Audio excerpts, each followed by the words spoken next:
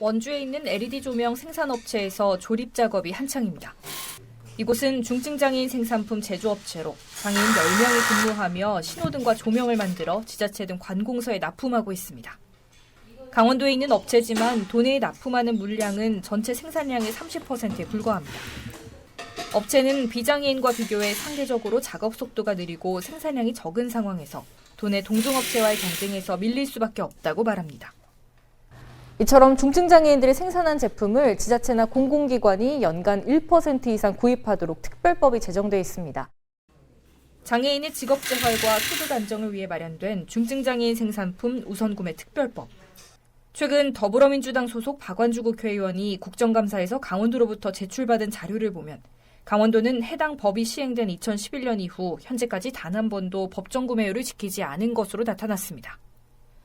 기초지자체도 마찬가지입니다.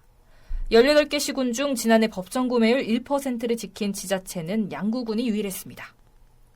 매출보다는 장애인들의 자활을 위해 운영하고는 있지만 최소한의 법정 구매율조차 지켜지지 않는다면 장애인 고용 유지가 쉽지 않다는 게 업체들의 입장입니다. 담당 구매 부서 쪽이든 이런 데에서 적극적으로 이제 구매를 유도할 수 있는 그런 정책들을 이제 도나 시의 정책 사항으로 좀 이렇게 계속 관심 가져주셨으면 이제 좋겠습니다. 이에 대해 강원도는 각 부서와 시군별 우선 구매 실적을 상시 모니터링하고 있지만 구매율을 높이는 게 쉽지 않다는 입장입니다. 중증장애인 생산품 종류가 대부분 사무용품과 화장지 등으로 제한돼 있기 때문입니다. 하지만 이를 두고 개선 의지가 전혀 없는 변명이라는 지적이 나옵니다.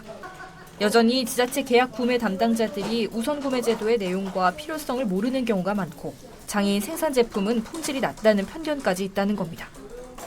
실제로 부산교통공사 등 다른 지역 공공기관의 경우 구매 품목을 확대해 계약을 추진하고 지속적인 교육 등 제도 개선 노력을 통해 법정 구매율을 훌쩍 뛰어넘는 실적을 기록했습니다.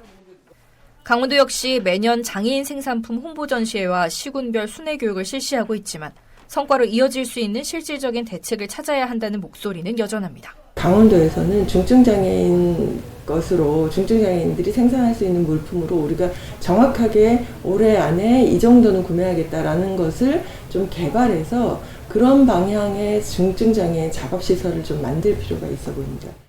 더욱이 중증장애인들에게 일자리는 단순히 돈을 버는 게 아닌 사회적 참여를 확대하는 기회로서 생산된 물품들의 판로를 안정적으로 확보하는 게 절실한 상황입니다. 허울뿐인 장애인 생산품 우선 구매 제도, 지자체와 공공기관의 적극적인 참여 의지가 더욱 필요해 보입니다. 헬로티비 뉴스 김선아입니다.